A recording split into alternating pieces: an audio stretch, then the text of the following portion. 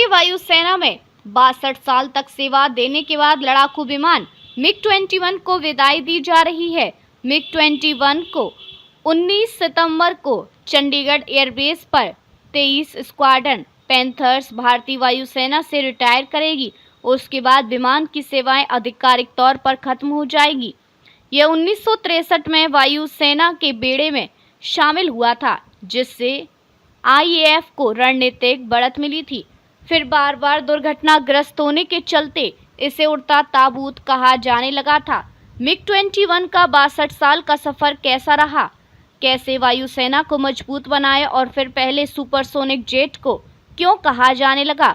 Soviet संघ मौजूदा रूस पे बना फाइटर जेट मिग-21 1963 भारतीय वायुसेना में पहली बार ट्रायल के तौर पर शामिल हुआ था।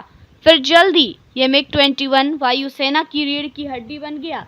यह भारत का पहला सुपरसोनिक फाइटर जेट था। वायुसेना के बेड़े में मिग-21 के शामिल होने के बाद भारत ने टाइप 77, टाइप 96, BIS और बाइसन जैसे 900 से ज्यादा मिग-21 विमान खरीदे। मिग-21 जेट ने 1965 के भारत पाकिस्तान युद्ध, 1971 भारत पाकिस्तान युद्ध, बांग्लादेश मुक्ति संग्राम और 1999 में कारगिल युद्ध में दुश्मन को मात देने में अहम भूमिका निभाई। सुखोई Su-30 MKI के आने से पहले भारतीय वायुसेना की सबसे बड़ी ताकत रूस निर्मित यह जेट बना रहा। 1965 का भारत पाक युद्ध, मिग-21 ने पहली बार जंग में हिस्सा लिया। पाकिस्तानी वायुसेना में शामिल अत्याधुनिक अमेरिकी लड़ाकू विमानों को कड़ी टक्कर दी। 1971 का भारत पाक युद्ध, पूर्वी पाकिस्तान अब बांग्लादेश की आज़ादी में मिग-21 ने अहम भूमिका निभाई। इससे पाकिस्तानी ठिकानों पर सटीक हमले किए और घुटने टेकने को मजबूर करने में अहम भूमिका निभाई। 1999 का कारगिल युद्ध, रात में उड़ान भरकर दुश्मन के ठिकानों की पहचान और उस समय पायलटों ने साधारण GPS और स्टॉप वॉच के सहारे हमले की। 2019 की बालाकोट स्ट्राइक, मिग-21 बाइसन ने F-16 लड़ाकू विमान को मार गिराया। ग्रुप कैप्टन अभिनंदन वर्धमान ने यह कारनामा किया था। 2025 का ऑपरेशन सिंदूर, पहलगाम आतंकी हमले के जवाब में चलाया गया ऑपरेशन सिंदूर मिग-21 का आखिरी बड़ा अभियान है। मिग-21 जेट में कुल 4 हाई पॉइंट्स हैं, जिन पर 4 एयर टू एयर मिसाइलें या बम फ्यूल टैंक लगाए जा सकते हैं। मिसाइलें इंटरसेप्ट की बात करें तो मिग-21 एंटी मिसाइल डिफेंस सिस्टम वाली कैटेगरी में नहीं आता है, लेकिन एक इंटरसेप्टर फाइटर है जो दुश्मन के लड़ाकू विमानों और उनकी मिसाइल लॉन्चिंग को एयर टू एयर मिसाइलों से हवा में ही मार गिरा सकता है।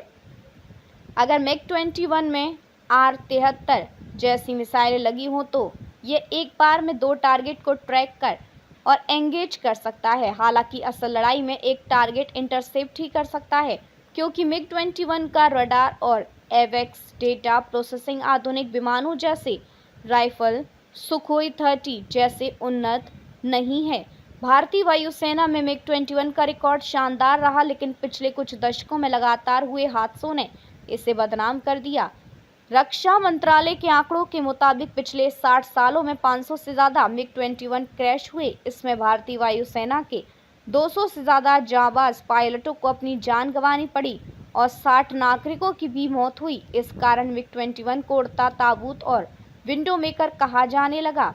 पुराना डिज़ाइन, मिग-21 जेट 1950 से 1960 के दशक का विमान है, जो आज की तकनीक के लिहाज से काफ़ी पुराना हो गया था। रखरखाव की दिक्कत, पुराने पुर्जों और तकनीक की वजह से इसका रखरखाव मुश्किल हो पा रहा था। पायलट की गलती, कुछ हादसे पायलटों की गलतियों या ट्रेनिंग की कमी से भी हुए। भारत सरकार ने कुल 900 से ज़्यादा मिग-21 खरीदे थे, जिनमें से 660 हिंदुस्तान एरोनॉटिक्स लिमिटेड ने देश में ही बनाए थे।